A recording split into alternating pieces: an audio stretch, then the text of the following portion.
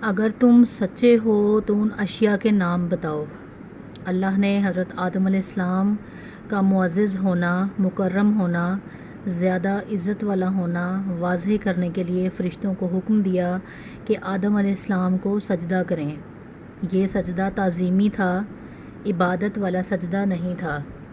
سجدہ تعظیمی پہلے وقتوں میں جائز تھا، لیکن اب حرام ہے۔ بہرحال فرشتوں نے آدم کو سجدہ کیا۔ اس سے معلوم ہوا کون زیادہ عزت اور عظمت والا ہے۔ یقیناً آدم علیہ السلام زیادہ شرف والے تھے۔ اللہ نے فرمایا فرشتوں سے دوبارہ کہ نام بتاؤ۔ تب فرشتوں نے کہا، اے اللہ، تو پاک ہے، ہمیں تو صرف اتنا ہی علم ہے جتنا تو نے ہمیں سکھایا۔ مکمل علم اور حکمت والا تو ہی ہے۔ اللہ نے حضرت آدم علیہ السلام سے فرمایا، اے آدم، تم ان فرشتوں کو ان چیزوں کے نام بتاؤ۔ آدم نے ہر چیز کے نام بتائے۔ کسی جگہ بھی ان کو غلطی نہیں ہوئی۔ جب انہوں نے فرشتوں کو تمام چیزوں کے نام بتا دیے تو اللہ تعالیٰ نے فرشتوں کو مخاطب کر کے کہا، کیا میں نے تمہیں پہلے نہیں کہہ دیا تھا کہ زمین اور آسمان کا غائب کا میں ہی جانتا ہوں، اور میرے علم میں ہے جو تم ظاہر کر رہے ہو اور جو تم چھپا رہے ہو۔ یہاں سوال یہ اٹھتا ہے کہ فرشتے کیا چھپا رہے تھے؟ وہ راز والی بات یہی تھی کہ اللہ نے ہم سے زیادہ معزز اور عالم مخلوق پیدا نہیں کرے گا۔ اس کے بعد اللہ تعالیٰ نے اماں حوا کو پیدا فرمایا۔ انہیں آدم علیہ السلام کے فوراً بعد پیدا نہیں فرمایا، بلکہ آدم علیہ السلام نے کافی عرصہ جنت میں تنہا گزارا، اور حدیث میں ہے کہ وہ وحشت محسوس کرتے تھے، تنہائی کی شدت کو محسوس کرنے لگے تھے۔ آخرکار ایک روز جب وہ سو رہے تھے تو اللہ تعالیٰ نے ان کی بائیں پسلی سے اماں حوا علیہ السلام کو پیدا فرمایا اور آدم علیہ السلام کا ہم سفر بنا دیا۔ اللہ پاک فرماتے ہیں، اے لوگو، اپنے اس پروردگار سے ڈر جاؤ جس نے تم سب کو ایک ہی جان سے پیدا کر ڈالا، اور اس جان یعنی آدم علیہ السلام سے ان کی بیوی کو پیدا کیا۔ آدم علیہ السلام کے وجود سے ہی حوا کا وجود بنایا، وہ کوئی الگ مخلوق نہیں تھی۔ جب آدم علیہ السلام بیدار ہوئے تو انہوں نے اپنے قریب ایک عورت کو بیٹھے دیکھا۔ پوچھنے لگے، تم کون ہو؟ حوا علیہ السلام نے کہا، عورت۔ آدم علیہ السلام نے پھر پوچھا، تجھے کس لیے پیدا کیا گیا ہے؟ وہ بولی، آپ کے لیے، تاکہ آپ مجھ سے سکون اور انس حاصل کریں۔ جب فرشتوں نے آدم علیہ السلام کو ایک عورت سے باتیں کرتے دیکھا تو کہنے لگے، اب ایک اور نئی مخلوق پیدا کی گئی ہے۔ آدم علیہ السلام نے ان مخلوقات کا نام بتا دیا تھا جو مشہور و معروف تھی۔ ان کا نام پوچھنا چاہیے۔ انہوں نے آدم علیہ السلام سے سوال کیا۔ انہوں نے فوراً جواب دیا، حوا، اس لیے کہ اللہ تعالیٰ نے آپ کو ہر چیز کا نام سکھا دیا تھا۔ فرشتوں نے کہا، ان کا نام حوا کیوں رکھا گیا ہے؟ آدم علیہ السلام نے جواب دیا، اس لیے کہ اسے ایک زندہ چیز سے پیدا کیا گیا ہے، حیات کی نسبت سے حوا نام رکھا گیا۔ آدم علیہ السلام اور حوا کو جنت میں رکھا گیا اور شیطان ان کو پھسلانے کی کوشش میں لگ گیا۔ اللہ تعالیٰ فرماتے ہیں، اور ہم نے کہہ دیا، اے آدم، تم اور تمہاری بیوی جنت میں رہو اور جہاں سے چاہو راحت پاؤ، وہ جنت جس کی چوڑائی ہی آسمانوں کے برابر ہے۔ سنو، اس جنت میں جو چاہو سو کھاؤ، کچھ بھی منع نہیں ہے سوائے ایک درخت کے۔ چنانچہ ارشاد ہوا، اور ہم نے کہا، اے آدم، تم اور تمہاری بیوی جنت میں رہو، پھر جس جگہ سے چاہو بفراغت کھاؤ، اور اس درخت کے پاس مت جانا ورنہ ظالموں میں سے ہو جاؤ گے۔ گویا سیدنا آدم علیہ السلام کو اللہ تعالیٰ نے پہلے ہی وسوسے سے خبردار کر دیا تھا۔ ان آیات سے یہ بھی پتہ چلتا ہے کہ ابلیس کی انسان سے عداوت روز اول سے ہے، اور جو لوگ یہ کہتے ہیں کہ انسان ابتدا سے ہی برہنہ تھا، وہ بات بھی غلط ہے، کیونکہ آدم اور اماں حوا کو اللہ تعالیٰ نے جنت میں ابتدا سے ہی لباس دیا تھا، وہ لباس میں تھے، اور زمین میں بھی لباس نازل کر دیا۔ اللہ تعالیٰ فرماتے ہیں، اے آدم کی اولاد، ہم نے آپ پر لباس کو نازل کیا جو تمہیں چھپاتا ہے اور زینت کا سبب بھی ہے، اور تقوی کا لباس اس سے بھی بہتر ہے۔ اللہ نے آدم کو کامل نعمتوں سے نوازا، نہ بھوک نہ پیاس، یہاں تک کہ پیاس کے اسباب سے بھی ناواقف تھے، نہ گرمی نہ دھوپ، پھر بھی بے انتہا حسن و جمال، مشقت نہ تکلیف، بدبختی نہ خوش قسمتی۔ آدم علیہ السلام اور حوا علیہ السلام کے دلوں میں وسوسہ ڈالنے کے بارے میں قرآن نے روشنی ڈالی۔ شیطان نے ان کے دلوں میں وسوسہ ڈالا۔ یہ وسوسہ ان کو طمع دلانے کے لیے ڈالا کہ یہ درخت کھانے سے ہمیشگی اور بقا ملتی ہے اور کبھی نہ ختم ہونے والی بادشاہت ملتی ہے، اور اس وسوسے کا مقصد یہ تھا کہ ان کے ڈھکے بدن جو ایک دوسرے سے پوشیدہ تھے دونوں کے روبرو بے پردہ کر دے، کیونکہ وہ دونوں کپڑوں میں ملبوس تھے۔ جب انہوں نے شیطان کے بہکاوے میں آ کر اس درخت سے کھایا تو ان کے لباس نیچے گر گئے، دونوں برہنہ ہو گئے۔ شیطان یہی چاہتا تھا، اللہ کی نافرمانی پر اکسایا۔ ارشاد ہوتا ہے، شیطان نے انہیں وسوسے میں ڈالا اور کہنے لگا، اے آدم، کیا میں تجھے دائمی زندگی کا درخت اور وہ چاہت نہ بتاؤں جو کبھی پرانی نہیں ہوگی؟ جب تم اس درخت سے کھاؤ گے تو ہمیشہ زندہ رہنے والے بن جاؤ گے اور زبردست بادشاہت حاصل کر لو گے۔ اس نے یہ تمنا بھی دلائی کہ تمہارے رب نے تم کو اس درخت سے اس لیے منع کیا ہے کہ تم دونوں فرشتے نہ بن جاؤ یا ہمیشہ زندہ رہنے والے نہ بن جاؤ۔ پھر وہ وسوسے ڈالتے ہوئے جھوٹی قسمیں کھانے لگا۔ ارشاد ہوتا ہے، اور ان دونوں کے روبرو قسمیں کھانے لگا کہ یقین آ جائے کہ میں آپ کا خیر خواہ ہوں۔ اللہ کی قسم کھانے لگا۔ اس وقت سے جھوٹی قسموں کی ابتدا ہوئی۔ اس نے ان دونوں کو فریب دے کر بہکا دیا، جیسا کہ فرمایا، یعنی دھوکے سے ان کو پھسلایا۔ حالانکہ انہیں کسی چیز کی کمی نہیں تھی، جنت میں سکون سے زندگی بسر کر رہے تھے، جنت سے بڑھ کر کیا چاہیے؟ ہمیشہ کے لیے جنت بھی مل چکی تھی۔ اللہ تعالیٰ فرماتے ہیں، ان دونوں نے جب درخت کو چکھا، دونوں کا پردہ ختم ہو گیا، دونوں کے بدن ایک دوسرے کے روبرو کھل گئے، دونوں اپنے بدن پر درختوں کے پتے جوڑ جوڑ کر رکھنے لگے۔ حدیث میں آیا ہے، آدم بھاگنے لگے تو اللہ تعالیٰ نے پکارا، آدم مجھ سے بھاگتے ہو؟ آدم بولے، اللہ میں شرم کی بنا پر بھاگ رہا ہوں اور اس وجہ سے آپ کے سامنے برہنہ کیسے رہوں؟ پھر یہ کہ نافرمانی کا ارتکاب بھی کر چکا ہوں۔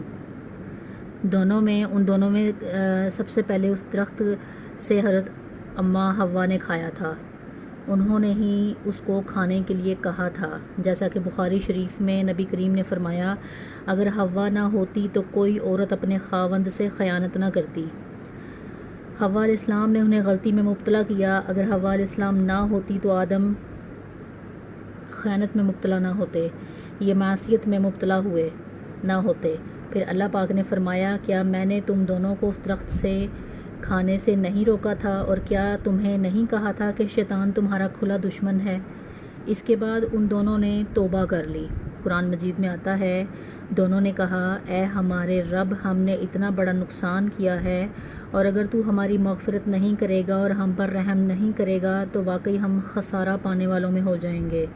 پھر اللہ کا حکم ہوا، تم دونوں جنت سے اتر جاؤ، تم آپس میں ایک دوسرے کے دشمن ہو گئے، اور تمہارے واسطے زمین میں رہنے کی جگہ ہے اور ایک وقت تک نفع حاصل کرنا ہے۔ اور ایک اور جگہ فرمایا، تم وہی زندگی بسر کرو، تم وہیں زندگی بسر کرو گے اور تم وہیں پہ مرو گے اور وہیں سے دوبارہ نکالے جاؤ گے۔ قرآن مجید کے دیگر مقامات پر بھی اس قصے کی تفصیل موجود ہے۔ فرمایا، اور اس سے قبل ہم نے آدم سے ایک عہد لیا تھا مگر وہ بھول گئے، اور ہم نے ان میں کسی کو پرعزم نہیں پایا۔ اللہ تعالیٰ فرماتے ہیں، اور جب ہم نے فرشتوں سے کہا تھا آدم کو سجدہ کرو، ابلیس کے سوا سب نے سجدہ کیا، اس نے صاف انکار کر دیا۔ تو ہم نے کہا، اے آدم، یہ تیرا اور تیری بیوی کا دشمن ہے، خیال رکھنا یہ تم دونوں کو جنت سے نکلوا دے اور تم مصیبت میں پڑ جاؤ گے۔ یہاں تو مجھے یہ آرام ہے کہ نہ تو بھوکا ہے نہ ننگا، نہ تو پیاسا ہوتا ہے نہ دھوپ سے تکلیف اٹھاتا ہے۔ لیکن شیطان نے ان کو ورغلا دیا اور اپنی غلطی کی سزا پائی۔ پھر انہوں نے اللہ سے توبہ کی، اللہ نے ان کی رہنمائی کی۔ آدم علیہ السلام زمین پر اترے اور اپنے رب سے توبہ کے کلمات سیکھ لیے۔ وہ کلمات یہ ہیں، اے ہمارے رب، ہم نے اپنا نقصان کیا، اور اگر تو نے ہم پر رحمت نہ فرمائی تو ہم خسارہ اٹھانے والوں میں سے ہو جائیں گے۔ آدم علیہ السلام زمین پر اترے اور ان کے ساتھ ہوا بھی اتری، پھر ان کے ساتھ ابلیس کو بھی اتارا گیا۔ یہ کس جگہ اترے اس میں اختلاف ہے، لیکن ابن عباس نے فرمایا کہ آدم علیہ السلام کو ہند میں اور حوا علیہ السلام کو جدے میں اتارا گیا۔ جب آدم علیہ السلام اتر آئے تو حوا کی تلاش شروع کر دی۔ زمین میں ان کی تلاش میں سرگرداں ہوئے، آخرکار میدان عرفات میں دونوں کی ملاقات ہوئی۔ چونکہ میدان عرفات میں انہوں نے ایک دوسرے کی معرفت حاصل کی تھی، ان کا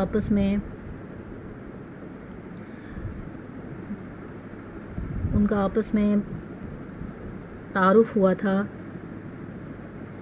اسی مناسبت سے اس کا نام عرفات مشہور ہو گیا۔ پھر اللہ نے زمین کو انسانوں سے پھیلانا شروع کر دیا اور مردوں اور عورتوں سے آباد کر دیا۔ ایک روایت میں ہے کہ اماں حوا نے اپنی 20 ولادتوں میں 40 بچوں کو جنم دیا، ہر بار 2 بچوں کو جنم دیا، ایک لڑکا ہوتا ایک لڑکی۔ سب سے پہلا جوڑا قابیل اور اس کی بہن کا تھا۔ پھر انسانوں کی افزائش شروع ہو گئی، آبادی میں اضافہ ہونے لگا۔ اللہ تعالیٰ نے حضرت آدم علیہ السلام کو ان کا نبی متعین کر دیا۔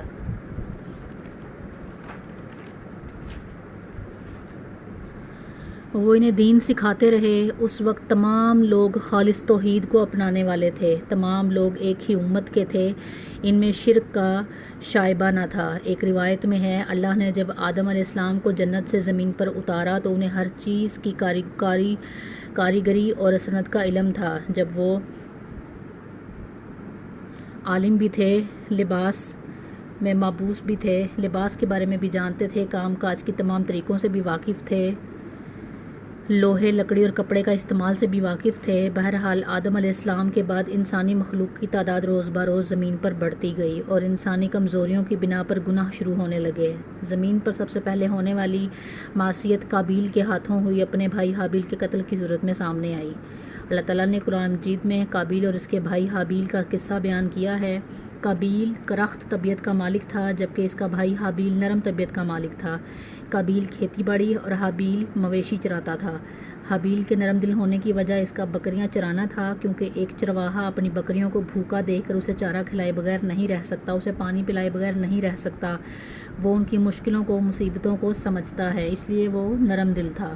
بنی نوع افزائش کے لیے اس وقت جو قانون تھا جو آج کے وقت میں حرام ہے، یعنی بہن کے ساتھ نکاح، کیونکہ اس وقت کے سب لوگ آدم علیہ السلام کی حقیقی اولاد تھے اور آپس میں بہن بھائی تھے، اس لیے اس وقت کی شریعت کی روح سے قابیل اپنے ساتھ پیدا ہونے والی جڑواں بہن کے سوا کسی سے بھی شادی کر سکتا تھا، اور اسی طرح حابیل اپنے ساتھ پیدا ہونے والی جڑواں بہن کے سوا کسی سے بھی شادی کر سکتا تھا۔ اس کی صورت یہ تھی کہ حابیل کی شادی قابیل کی بہن سے اور قابیل کی شادی حابیل کی بہن سے ہو، لیکن ہوا یہ کہ حابیل کی بہنت خوبصورتی میں قابیل کی بہن سے کم تھی، اس لیے قابیل نے حابیل کی بہن سے شادی کرنے سے انکار کر دیا اور اپنی جڑواں بہن سے شادی کرنے کی خواہش ظاہر کی۔ لیکن ایسا کرنا آدم علیہ السلام کی شریعت میں حرام تھا۔ آپ نبی بھی تھے اور رسول بھی۔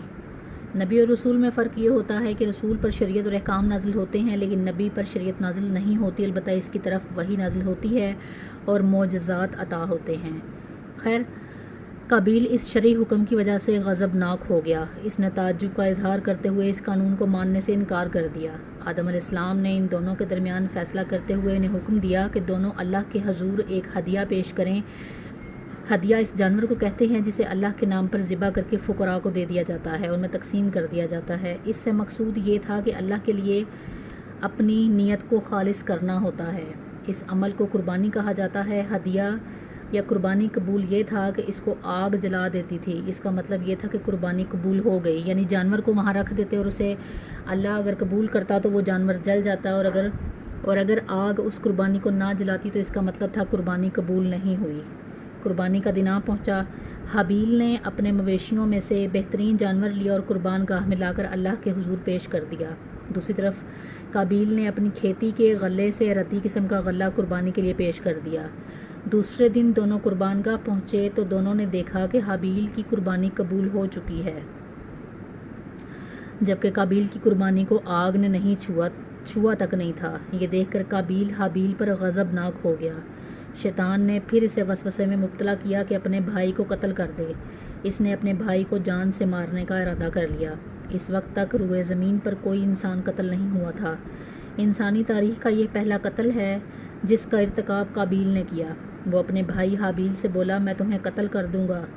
جواب میں حابیل نے کہا، اگر تم مجھے قتل کرنے کی کوشش کرے گا تو میں اپنے دفاع میں ہاتھ تک نہیں اٹھاؤں گا، اس لیے میں چاہتا ہوں کہ تو اپنے دیگر گناہوں کے ساتھ میرے قتل کا گناہ بھی اٹھا لے، تیرے گناہ اور زیادہ ہو جائیں۔ چنانچہ ایک تاریک رات میں حابیل سویا ہوا تھا کہ قابیل ایک بڑا سا پتھر اٹھا کر اس کے پاس آیا۔ اس نے وہ پتھر اپنے بھائی کے سر پر دے مارا۔ اس طرح اس نے حابیل کو قتل کر دیا۔ روئے زمین پر یہ پہلا قتل تھا۔ تاریخ انسانی کا یہ سب سے پہلا جرم تھا جو قابیل کے ہاتھوں ہوا تھا۔ پھر وہ پریشان ہوا کہ اب لاش کا کیا کرے۔ اسی کشمکش میں اس نے اپنے بھائی کی لاش کو کمر پر اٹھایا اور چل پڑا کہ اللہ نے 2 کوے بھیجے۔ دونوں کوے آپس میں لڑ پڑے۔ ایک کوے نے دوسرے کو ہلاک کر دیا۔ اب زندہ کوا مٹی کھودنے لگا۔ اس نے ایک گڑھا تیار کیا اور مردہ کوے کو اس میں رکھ دیا اور اس کے اوپر مٹی ڈال دی۔ اسی طرح قابیل کو دفن کرنے کا طریقہ معلوم ہوا۔ اس نے بھی گڑھا کھودا اور حابیل کی لاش کو اس میں دفن کر دیا۔ وہ اپنے کیے پر شرمندہ ضرور تھا لیکن اس نے اللہ سے معافی نہ مانگی۔ یہ واقعہ قرآن اور احادیث سے بھی ملتا ہے۔ ایک جگہ ارشاد ہے، دنیا میں جو کوئی ظلم سے قتل ہوتا ہے اس کا وبال آدم علیہ السلام کے بیٹے قابیل پر ضرور ہوتا ہے۔ اس حدیث سے اس جرم کی نوعیت کا بخوبی اندازہ ہو جاتا ہے کہ اللہ نے اس کو بس ایک قتل قرار نہیں دیا بلکہ اس کو گھنونی حرکت بھی قرار دیا، یعنی قیامت تک جو بھی انسان کسی ظلم کی وجہ سے مرتا رہے گا اس کا کچھ حصہ، اس کے جرم کا کچھ حصہ قابیل کے اوپر بھی آتا رہے گا۔ حابیل کے قتل کے بعد قابیل نے اپنی بیوی کو ساتھ لیا اور دور دراز نرم زمین کے پاس جا کر رہائش پذیر ہو گیا۔ آدم علیہ السلام کے سامنے نہیں گیا۔ آدم علیہ السلام ایک پہاڑوں کی بستی میں رہتے تھے، یہ ان سے بہت دور جا بسا تھا۔ اس طرح قابیل کا حضرت آدم علیہ السلام سے رابطہ بالکل ختم ہو گیا تھا اور اس سے ایک نئی نسل کی ابتدا ہوئی۔ فحاشی اور عریانی کو ان کے ہاں عروج حاصل تھا۔ عبادت اگرچہ اللہ کی کرتے تھے لیکن آدم علیہ السلام کی شریعت کے خلاف بے حیائی کے دل دادا تھے۔ تقویٰ کی قلت، احکام الہی کی نافرمانی ان کے شب و روز کا معمول تھا۔ اس کے بعد لوگ 2 گروہوں میں تقسیم ہو گئے۔ شریر اور برے لوگ قابیل کے ساتھ مل گئے اور آدم علیہ السلام کے دیگر بیٹے آدم کے ساتھ مل گئے۔ آدم علیہ السلام نے 960 سال کی زندگی پائی۔ ان کی کل عمر تو 1000 سال تھی لیکن 40 سال کم کر دی گئی۔ سیدنا ابو ہریرہ بیان کرتے ہیں کہ رسول کریم صلی اللہ علیہ وسلم نے فرمایا، جب اللہ تعالیٰ نے آدم علیہ السلام کو پیدا فرمایا تو ان کی پیٹھ پر ہاتھ پھیرا۔ اس طرح قیامت تک جتنے انسان پیدا ہونے والے تھے ان کی روحیں وجود میں آ گئیں۔ پھر ہر ایک انسان کی آنکھوں کے درمیان ایک نور رکھ کر آدم علیہ السلام کے سامنے پیش کیا۔ انہوں نے پوچھا، یا اللہ یہ کون ہے؟ اللہ نے فرمایا، یہ تیری اولاد ہیں۔ ان میں سے ایک کی پیشانی کی چمک آدم علیہ السلام کو بہت اچھی لگی۔ انہوں نے پوچھا، یا اللہ یہ کون ہے؟ جواب ملا، یہ تیری اولاد میں سے بہت دور جا کر ہیں، ان کا نام داؤد ہے۔ پوچھا، ان کی عمر کتنی ہے؟ فرمایا 60 سال۔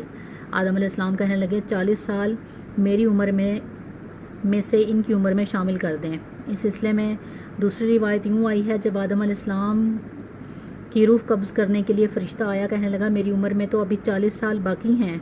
اس وقت ان کی عمر 960 سال تھی۔ انبیاء علیہ السلام اپنی عمر سے واقف ہوتے ہیں۔ فرشتے نے آپ سے کہا کہ آپ کو یاد نہیں، آپ نے اپنی عمر کے 40 سال اپنی اولاد داؤد کو ہبہ کر دیے تھے۔ رسول اللہ صلی اللہ علیہ وسلم نے فرمایا، کیونکہ آدم علیہ السلام نے انکار کیا تو ان کی اولاد بھی انکار کرنے کی عادی ہے۔ آدم علیہ السلام خود بھول گئے، ان کی اولاد بھی بھولتی ہے۔ آدم علیہ السلام نے خطا کی، ان کی اولاد بھی خطا کرتی ہے۔ حابیل کے قتل کے بعد اللہ تعالیٰ نے آدم اور حوا کو اس کا نعم البدل عطا کیا جس کا نام انہوں نے شیش رکھا۔ شیش کا مطلب ہے اللہ کا دیا ہوا تحفہ۔ حابیل کے قتل پر آدم علیہ السلام اور حوا دونوں بہت غمگین ہوئے، اس لیے اللہ نے بدلے میں انہیں شیش عطا فرمائے۔ ایک حدیث میں ہے کہ اللہ نے 104 صحیفے نازل فرمائے، ان میں سے 50 حضرت شیش پر نازل کیے تھے۔ ان صحیفوں پر ایسے اصول، قانون اور ضابطے ہیں جن سے انسانیت کی زندگی منظم ہوتی ہے۔ شیس نے حضرت آدم علیہ السلام سے علم حاصل کیا، لیکن حضرت آدم علیہ السلام کا تمام علم آپ حاصل نہ کر سکے، اس لیے کہ آدم علیہ السلام نے بالمشافہ اللہ سے علم حاصل کیا تھا، اس لیے وہ تمام علماء سے بڑھ کر علم والے تھے۔ شیس علیہ السلام نے آدم علیہ السلام سے علوم سیکھ کر لوگوں کو سکھایا، لوگوں نے ان سے مختلف علم، فنون اور پیشے سیکھے، دن رات کے اوقات کے بارے میں بتایا اور انہیں بتایا کہ کب اللہ کی عبادت کریں، عبادت کے طریقے سکھائے۔ ایک روایت میں ہے کہ جب آدم علیہ السلام کی موت کا وقت قریب آیا تو آپ علیہ السلام نے فرمایا، میرا جنت کے پھل کھانے کو جی چاہتا ہے۔ جنت کے پھل دنیا کے پھل جیسے ہی ہوتے ہیں، انار، انگور وغیرہ، یہ سب جنت میں بھی موجود ہیں۔ جنت اور دنیا کے پھل میں فرق یہ ہے کہ دنیا کے پھل بدبودار ہو جاتے ہیں، جنت میں پھل کبھی بدبودار نہیں ہوتے۔ دنیا کے پھلوں کا ذائقہ عارضی ہوتا ہے، جنت کے پھلوں کا ذائقہ ہمیشہ برقرار رہتا ہے۔ اس لیے آدم علیہ السلام نے چاہا کہ جنت کے پھل کھائیں۔ ان کے بیٹے جنت کے پھل کی تلاش میں نکل گئے۔ انہوں نے اپنے ساتھ کلہاڑی اور ٹوکریاں وغیرہ لے لیں۔ راستے میں انہیں فرشتے ملے، ان کے پاس حضرت آدم علیہ السلام کا کفن اور خوشبو وغیرہ تھی۔ انہوں نے پوچھا، آدم کے بیٹوں کس چیز کی تلاش میں ہو؟ انہوں نے فرمایا، ہمارے والد مریض ہیں، انہیں جنت کے پھلوں کی خواہش ہے۔ فرشتے ان کے سامنے انسانی شکل میں آئے تھے۔ فرشتے ان سے بولے، واپس چلے جاؤ، تمہارے والد فوت ہونے کے قریب ہیں، اب ان میں اتنی طاقت نہیں رہی کہ پھل کھا سکیں۔ جب فرشتے حضرت آدم علیہ السلام کی روح قبض کرنے کے لیے آئے تو حضرت حوا نے انہیں پہچان لیا، وہ زور سے حضرت آدم علیہ السلام کو پکارنے لگیں، پھر ان کے ساتھ چمٹ گئیں۔ حضرت آدم علیہ السلام بولے، مجھ سے الگ ہو جاؤ، پہلے بھی تمہاری وجہ سے میں مصیبت جھیل چکا ہوں، میرے اور میرے رب کے درمیان سے ہٹ جاؤ۔ پھر فرشتوں نے آدم علیہ السلام کی روح قبض کی، انہیں غسل دیا، کفن پہنایا، خوشبو لگائی، آپ کی قبر کھودی۔ آپ علیہ السلام کی نماز جنازہ ادا کی، اس کے بعد انہیں قبر میں اتارا، مٹی ڈال دی آدم کے بیٹوں اور فرمایا، آدم کے بیٹوں تمہارے لیے یہی طریقہ ہے۔ اس وقت تک لوگ کفن دفن کے انتظامات سے واقف نہیں تھے، انہیں علم نہیں تھا کہ قابیل نے اپنے بھائی کو کیسے دفن کیا تھا، اس لیے فرشتوں کو بھیجا کہ وہ ان کو تدفین کا طریقہ بتا دیں، تو اس طرح انسان کو دفن کرنے کا طریقہ بتایا۔ حضرت آدم علیہ السلام نے اپنی 960 سالہ زندگی میں صرف اس درخت کا پھل کھانے کے علاوہ اور کوئی غلطی نہیں کی۔ یہ تھا ہمارے باپ سیدنا حضرت آدم علیہ السلام کی سیرت طیبہ کا احوال۔ آپ کی وفات کے 1 سال بعد سیدہ حوا بھی وفات پا گئیں۔ آپ کو ویڈیو کیسی لگی کمنٹس میں لازمی بتائیے گا، چینل کو واچ اور سبسکرائب لازمی کیجیے گا، دعاؤں میں یاد رکھیے گا۔ اللہ حافظ۔